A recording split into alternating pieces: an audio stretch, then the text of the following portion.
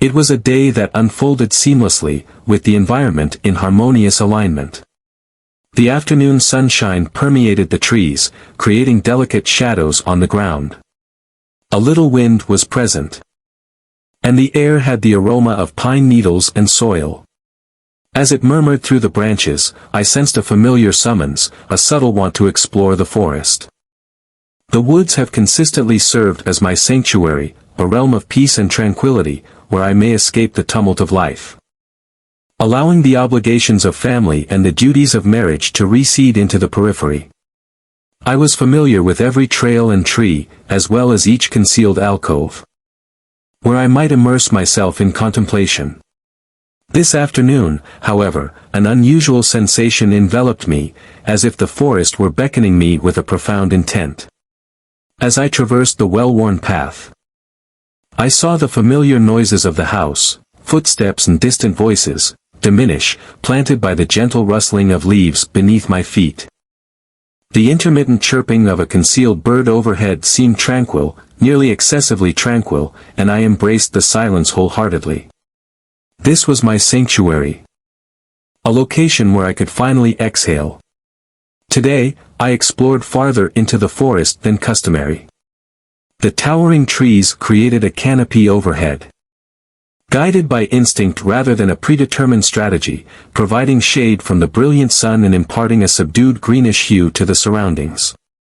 It was a day that seemed interminable, with time unfurling before me like a promise. After what felt like hours of wandering, I discovered a little clearing with a fallen log to rest upon.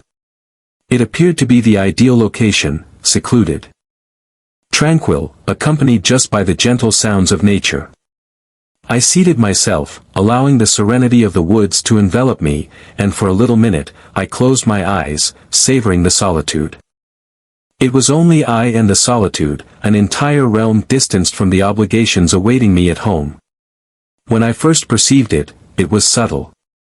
So delicate that I might have conceived it, the sound of movement, possibly a deer or a small creature stirring in the underbrush.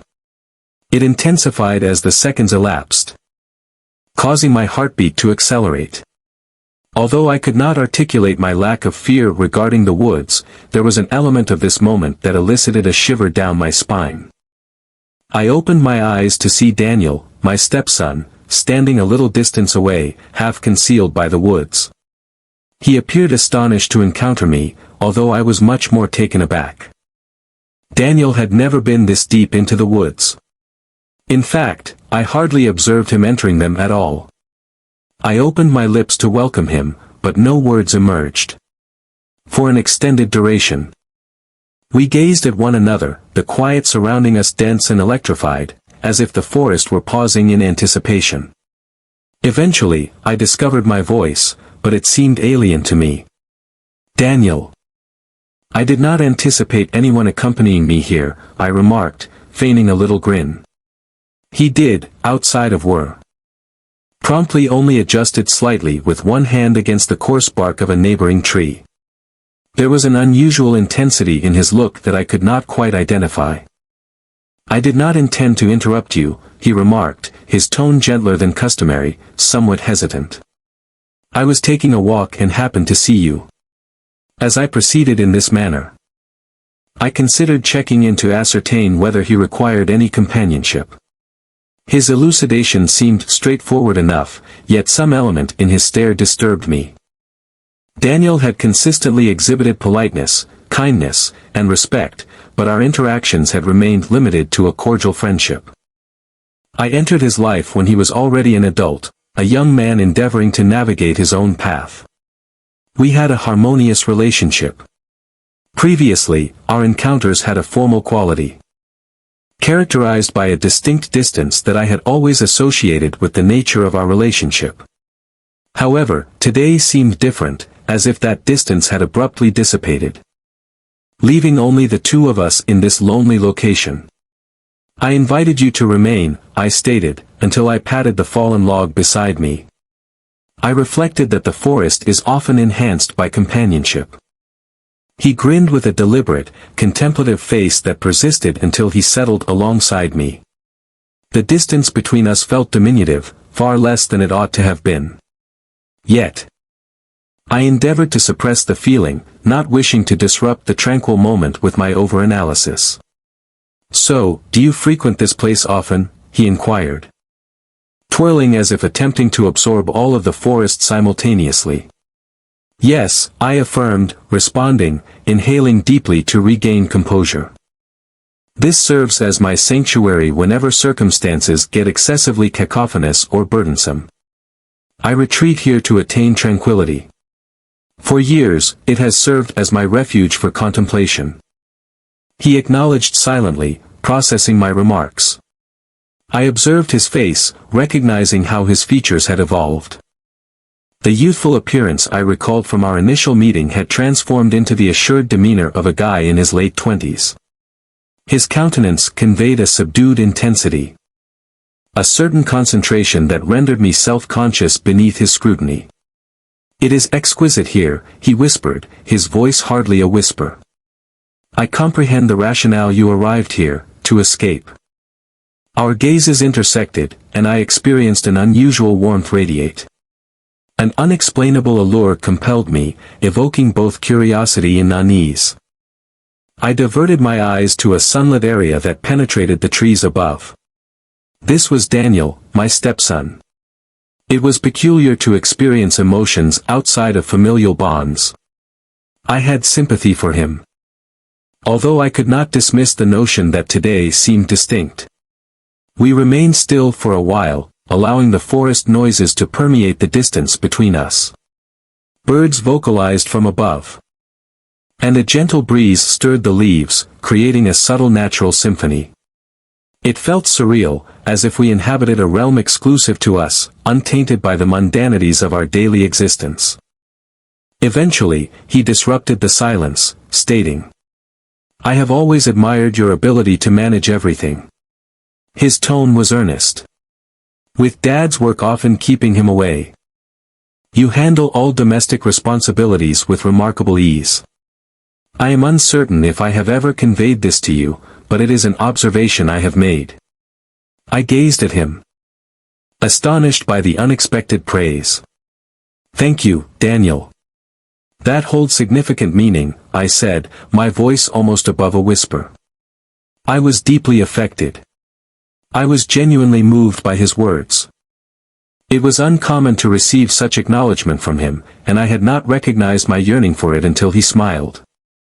However, this time his expression bore a hint of something softer. I sensed the atmosphere around us becoming dense, charged with an attention that was both unfamiliar and undeniable. I contemplated whether he experienced the same unspoken attraction that we both refrained from identifying. "Role?" he inquired abruptly, his attention fixed outwardly. "One is perceived to conform to a certain identity, while intrinsically one embodies a completely other essence." His remarks resonated with me, addressing ideas I had hardly spoken even to myself. I conceded gradually, "I believe we all concur as well, to a certain degree. It is easy to become disoriented by the expectations of others." He acquiesced, maintaining a downward gaze. With a contemplative face, he gently remarked, "I have been experiencing that frequently of late, as though I am leading a life orchestrated by another. At times, I am uncertain about my true identity underneath the surface." I intended to provide solace, although I hesitated, so I let my words serve as my offering. "Daniel, since self-discovery is an enduring path, you remain quite youthful. You have the opportunity to determine your identity and become anyone you desire." He gazed at me, and suddenly his eyes exhibited a depth I had not yet encountered. He expressed his gratitude discreetly, "I appreciate your comprehension of my lack of understanding. I believe I have not discussed this with anybody else for a prolonged while." We sat in quiet, gazing at one another, as if encountering each other for the first time. The silence was palpable, yet there was a soothing shared understanding that transcended spoken communication. And in a gesture that was yet innocent and personal, he extended his hand and placed it upon mine. I became immobilized, my breath halting as I gazed at our hands. His fingers delicately positioned over mine. The touch was uncomplicated, yet it resonated with an undeniable vitality. I looked up at him, but his focus stayed on our hands, his expression inscrutable. I recognized the necessity to withdraw my hand and establish distance, yet something compelled me to remain. Perhaps it was the sense of vulnerability in his look, the silent entreaty in his eyes that appeared to seek comprehension. Rendered me incapable of disrupting the moment and snared by an indescribable emotion. Ultimately, he raised his gaze to meet mine, and I perceived a little flicker of hesitancy. As if he were grappling with an internal conflict. "You have consistently supported me," he muttered, "despite my unworthiness." His words resonated within me, evoking a warmth that softened the boundaries between us. "Indeed, Daniel, I have consistently shown concern regarding you," I said, my voice scarcely audible, as the surrounding world diminished. Isolating only the two of us in this remote section of the forest. We were seemingly stopped in time and snared in a moment neither of us comprehended. And then, as swiftly as it began, he released my hand, shattering the enchantment. The brisk air enveloped me, reinforcing the boundaries between us. I inhaled deeply, experiencing a blend of relief and confusion regarding the moment we had just shared. "I should probably return," I stated, my voice wavering. He nodded, his expression inscrutable. "Indeed. I concur." We rose, brushing leaves from our garments as we commenced our silent return. The bond between us persisted in an unarticulated comprehension that neither of us was willing to express. Approaching the forest's periphery, I experienced a twinge of melancholy, an inexplicable sense of loss. Whatever transpired between us in that secluded location would remain concealed within the depths of the woods, unarticulated and unresolved. Yet, as we retraced our steps to the familiar realm of our existence, I was acutely aware that the memory of that afternoon would persist, lingering in the quiet recesses of my mind. A moment suspended in time that had irrevocably altered something within me, something I could not dismiss. Upon returning home, I endeavored to dispel the peculiar sensation that had enveloped me, the residual awareness of that moment in the woods. The house was tranquil, interrupted only by the faint hum of the refrigerator and the sporadic creak of the floorboards.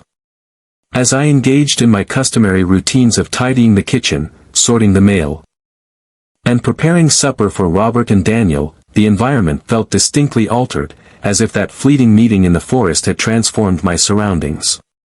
As I engaged in cooking, my mind continually wandered back to Daniel. I could still perceive the warmth of his hand on mine. The depth of his gaze was unprecedented. I reassured myself it was inconsequential and that I was merely overanalyzing, considering he was my stepson and family. However, despite my attempts at rationalization, the memory lingered. A subtle whisper in the recesses of my mind. When Daniel entered the kitchen, the sound of his footsteps jolted me from my reverie. I turned to find him leaning nonchalantly against the door frame. His expression inscrutable. He offered a little grin, however, his eyes reflected my own. "Builder assistance?" he inquired, gesturing towards the cooktop. I paused, then said, "Certainly. I am capable." "You dice those veggies." I presented him with a cutting board and a knife. He approached, his arm gently brushing mine as he accepted them. Although it was a mundane action, today it felt distinct. I was acutely aware of his proximity. The fragrance of his cologne intertwined with the scent of herbs and spices, accelerating my heartbeat. I compelled myself to concentrate on stirring the pot before me, attempting to disregard the peculiar fluttering in my chest. We toiled in silence, the sole sound being the steady cadence of his knife against the cutting board. I maintained my focus on the stove, reluctant to look up, fearing that if I met his gaze, he might perceive the inner turmoil I was striving to conceal. Finally, he disrupted the silence, his voice tentative regarding our earlier encounter in the woods. I felt my face redden and occupied myself with wiping the counter to evade his stare. Indeed, I responded, my tone somewhat elevated. He faltered. And I perceived him grappling for the appropriate words. I did not intend to create discomfort, he stated slowly. I am uncertain. I believed we finally had an opportunity to converse. I responded promptly, attempting to convey a sense of nonchalance. I genuinely appreciated it. I believe it is beneficial to discuss matters. Our eyes briefly met, revealing a flicker of unspoken understanding that swiftly dissipated as he redirected his attention to his task, wearing a concentrated frown. That evening, the three of us sat down to dinner. As was our custom, Robert inquired about my day, and I detailed the customary errands, the stroll in the forest, deliberately omitting any reference to Daniel's unforeseen arrival.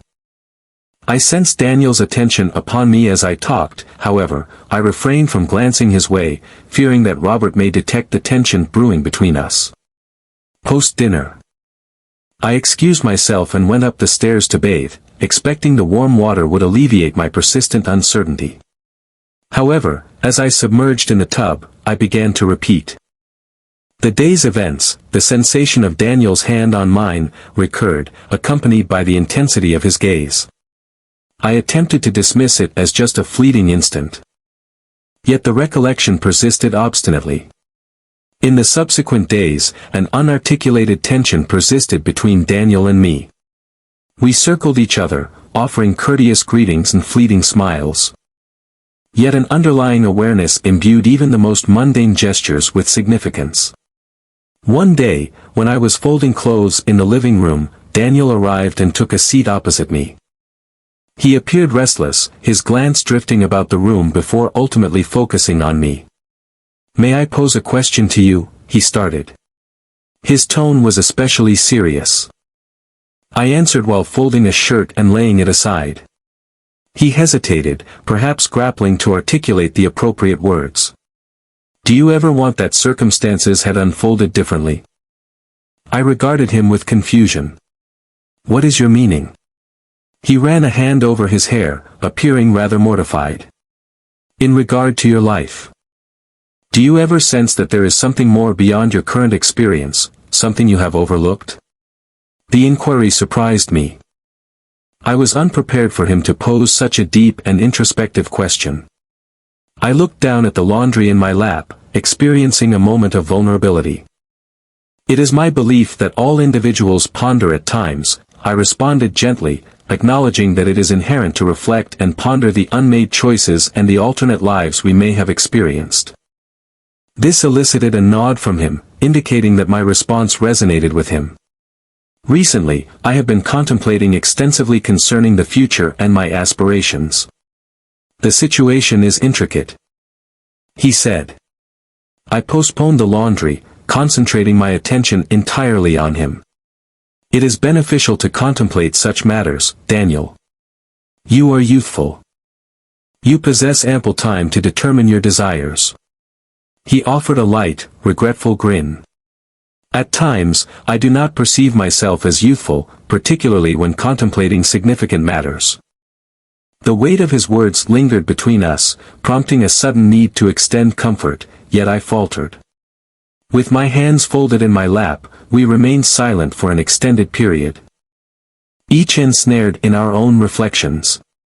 I yearned to convey my understanding of the burdens of choices and responsibilities that also weighed upon me. Yet I was at a loss for words and hesitant to disrupt the quiet. Eventually, he rose, offering me a slight nod. "Thank you for your attention," he spoke softly before exiting the room. I had an unusual blend of relief and yearning. I wished to articulate more, to provide some semblance of solace, however, the borders between us appeared excessively delicate and insecure. I told myself that he was my stepson and that any intimacy between us must remain within familial boundaries. Still, the recollection of our talk persisted, instilling in me an inexplicable subdued need. The tension between us persisted, an ever-present undercurrent that influenced every interaction. I anticipated our fleeting moments together. such as his lingering in the kitchen post-dinner or his gentle inquiries about my day while seated with me in the living room, which felt almost intimate. I reassured myself it was inconsequential. I was only envisioning the intimacy. However, I instinctively recognized that something had shifted. One evening, when I sat alone in the living room, Daniel joined me, occupying his customary seat opposite mine. We exchanged several niceties, although his voice exhibited a hesitancy, a subtle intensity that I could not overlook. He eventually stated, his gaze fixated on me, that he had been contemplating our chat regarding the need for more.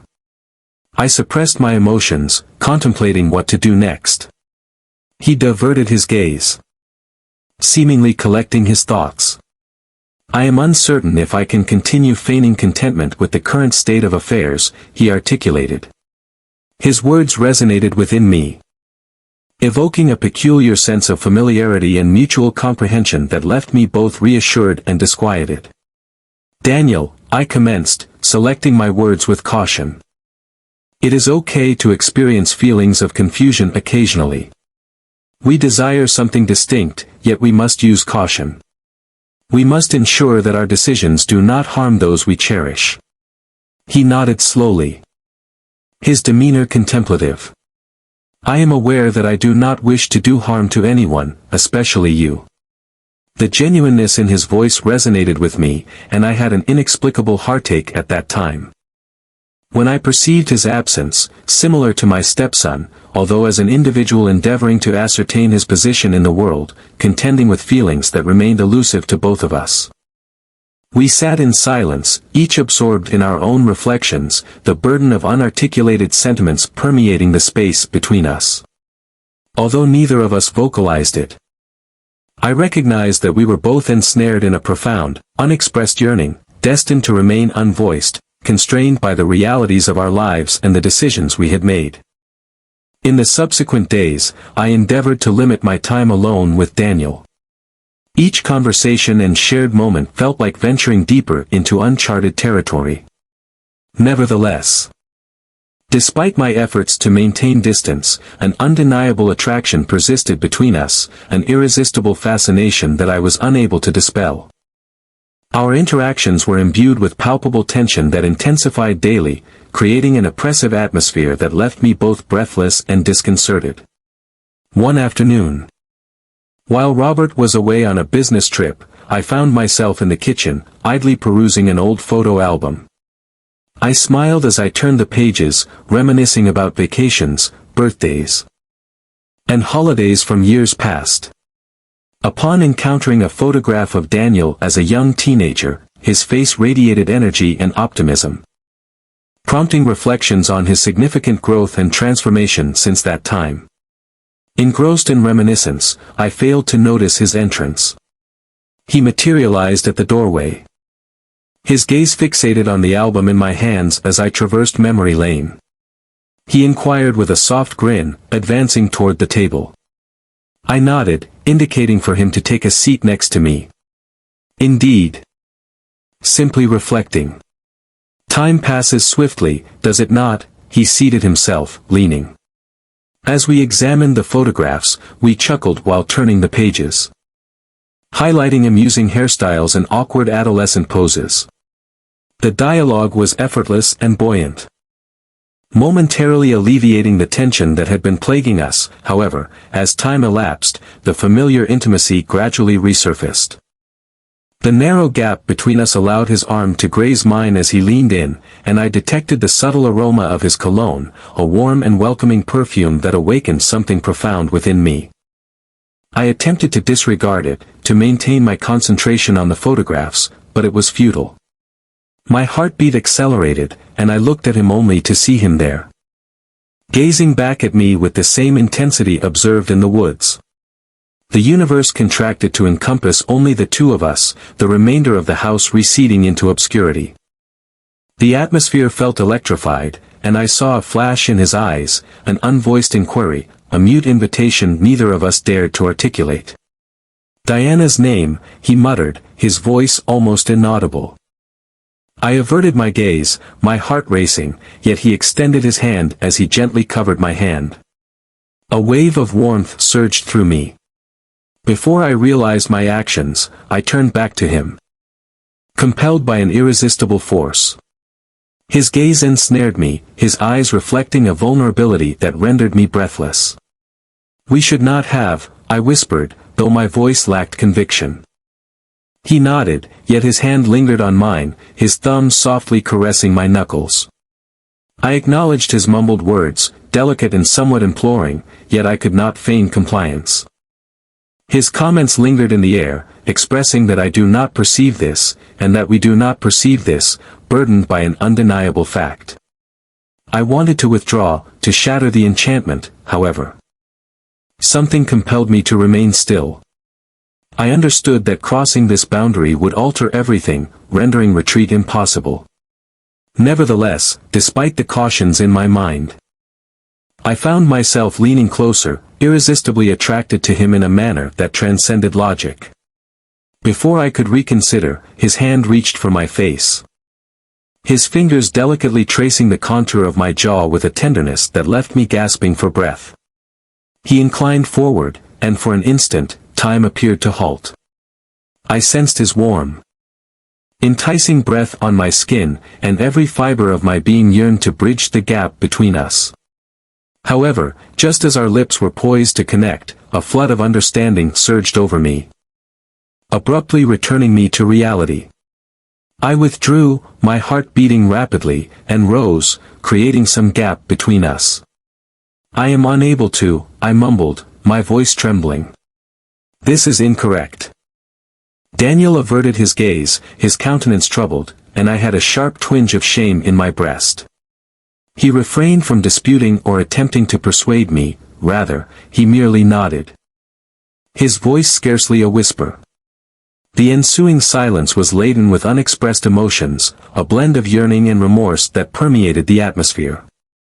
I discerned the pain in his eyes and the subdued acceptance as he averted his gaze, and it required all my strength to resist the urge to extend some form of solace. "I believe we both require some distance," I said gently, my voice quivering. He nodded once again, his eyes directed toward the ground. "You are correct. I apologize." Consequently, he rose and exited the room, abandoned with a heart that felt irrevocably fractured.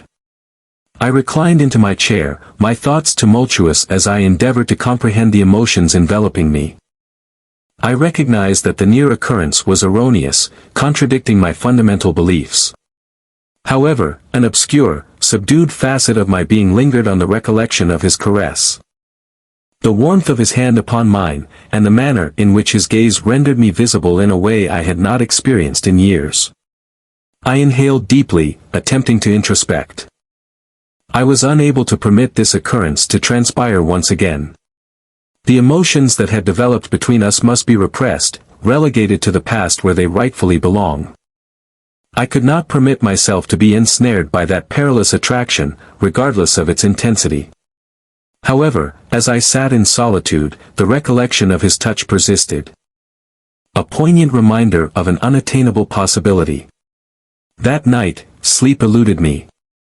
I reclined in bed, gazing at the ceiling, my thoughts revisiting each moment from the kitchen, the intimacy of our exchanged words, the subtle vulnerability reflected in Daniel's eyes.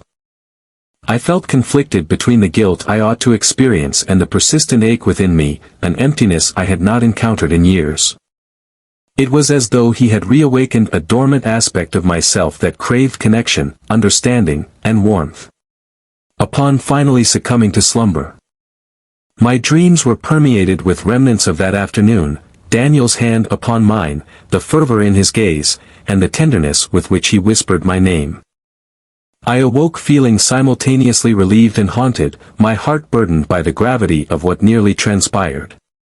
In the ensuing days, I deliberately evaded solitude with him, ensuring our exchanges remained succinct and courteous. We maintained a facade of civility, concealing the underlying tension, an unvoiced acknowledgement that we both avoided during our encounters in the hallway or casual greetings. Each interaction provoked a tumult of conflicting emotions, guilt, longing, and confusion, which rendered me disoriented. At dinner, Robert appeared unaware of the altered atmosphere, his focus directed solely toward his work. I admired his ignorance. The effortless manner in which he navigated life without perceiving the underlying chaos. I desired to converse with him and share my thoughts. Yet I understood that many matters were best left unspoken. I occupied myself with domestic work, immersing myself in activities that demanded minimal cognitive effort, cleaning and arranging. Despite my efforts to occupy my mind, my thoughts invariably returned to Daniel and the recollection of his touch against mine, his whispered words, and the warmth of his presence. It stayed in my imagination like a fringe ghost in silence. Instances when I believed I had successfully progressed, one evening, when I was folding clothes in the living room. I looked up to see him standing at the doorway, his countenance uncertain. My heart raced, and I compelled myself to avert my gaze, feigning concentration on the work before me. "Diana," he continued, his tone kind, "I believe we need to speak." I became immobilized, my fingers firmly grasping a towel. I gazed up at him, my heart beating. I anticipated this talk was unavoidable. Yet that did not alleviate its difficulty. He entered the room and seated himself on the couch opposite me, his stare unwavering. However, it was permeated with doubt. For a little interval, none of us spoke a word. The quiet extended between us like a bridge we both feared crossing.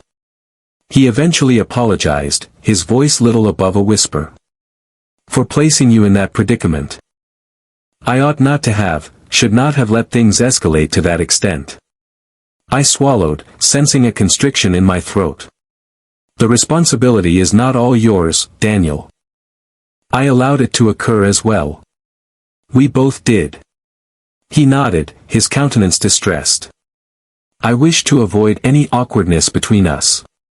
You are significant to me, and I wish to preserve that." I experienced a wave of relief, mitigated by sorrow. "I do not either," I responded quietly. "We must move forward. We need to leave this in the past." He gazed at me. And I perceived a fleeting emotion, possibly regret, in his eyes. "I comprehend, and will endeavor to maintain my distance to facilitate your ease." I nodded, experiencing a bittersweet pang in my breast. I wished to express the significance of his remarks to me, yet I saw that doing so would only exacerbate the situation. Consequently, I presented him with a subtle grin, a nonverbal expression of comprehension, and we remained quiet, allowing the gravity of our unarticulated emotions to linger between us. That night, I retired to bed with an unusual amalgamation of feelings. I felt a sense of relief after resolving the tension. Yet an emptiness persisted, a subtle aching that recalled the beliefs I had nearly embraced, if briefly. The subsequent days resembled a fragile balancing act. Daniel and I maintained succinct interactions, engaging in courteous salutations and concentrating on our respective routines. I appreciated the separation, however, each time I encountered him. I had an inexplicable twinge of emotion, a pain that evoked memories of our shared connection, now obscured by a meticulously erected barrier. In an effort to restore a semblance of normalcy, I immersed myself in new pursuits, occupying my days with previously cherished hobbies that I had overlooked over time. I resumed painting, establishing a modest studio in the sunlight. I occupied the space for hours, immersed in the vivid colors and textures, using art to express my feelings. Additionally, I began embarking on lengthy excursions, exploring new paths through the woods. While exploring hitherto uncharted areas of the forest, at night, I would sit alone in the living room, sipping tea and seeing the shadows dance over the walls, allowing the stillness to envelop me like a soothing blanket. I contemplated Robert and the life we had constructed together, recognizing that I had become so engrossed in the obligations of marriage that I had neglected my own identity. My aspirations and dreams had receded into obscurity, overshadowed by my roles as wife, mother, and stepmother, without pausing to reflect on my own needs. One evening, while I was sketching a landscape by the window, Robert entered the room and seated himself alongside me, observing me with a look of curiosity. "You have been dedicating much time to your work recently," he said with a trace of mirth in his voice. "I was unaware that you still derived such pleasure from it." I smiled, experiencing a warmth envelope me. "I seem to have overlooked the significance of your outreach," as he softly placed a hand on my shoulder. "I am pleased you discovered something that brings you joy, Diana." His words resonated with me, evoking a sense of shame for the estrangement that had developed between us over the years. Robert was a commendable individual and a dedicated spouse. I recognized my obligation to him and to myself to prioritize our relationship. From that day forward, I made a deliberate effort to devote more time to our marriage by initiating discussions, organizing minor excursions, and striving to close the distance that had developed between us. The experience was challenging, and at times, the burden of my unexpressed emotions for Daniel hindered my progress. However, I reminded myself of the love and stability that Robert provided. As the weeks progressed, my feelings for Daniel diminished, supplanted by a tranquil sense of contentment.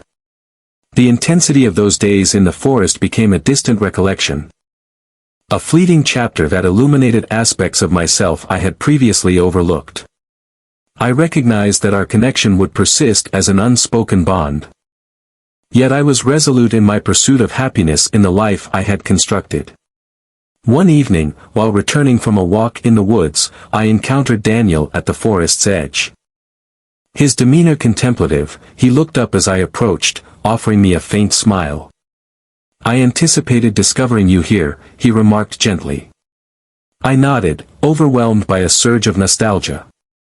"I visit here as I believe," I responded quietly. "It has become my sanctuary for tranquility."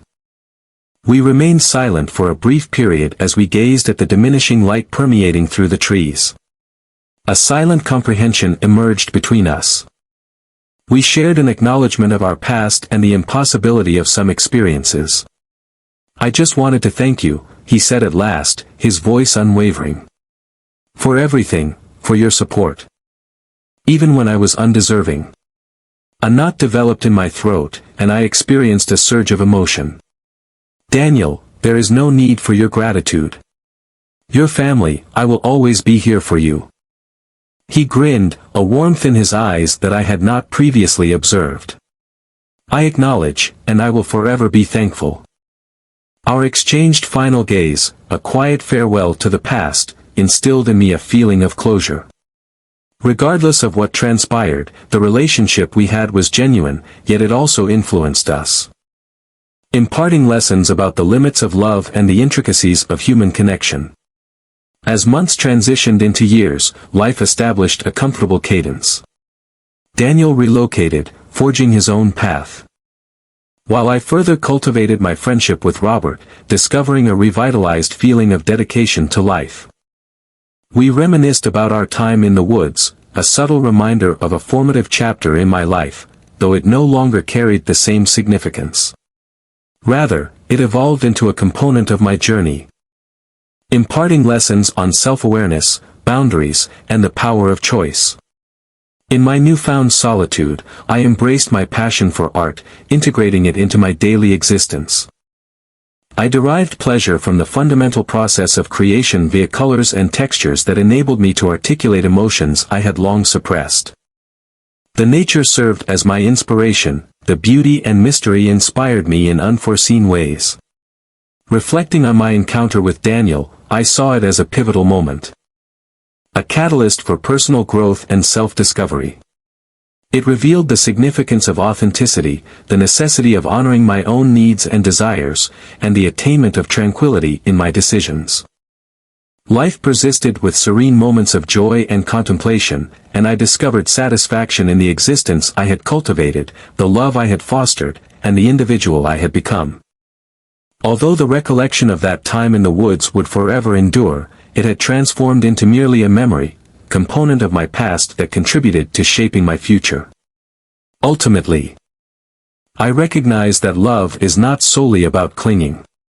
At times, it involves relinquishing, finding solace in the journey, and learning to cherish the beauty of the present, which was sufficient for me.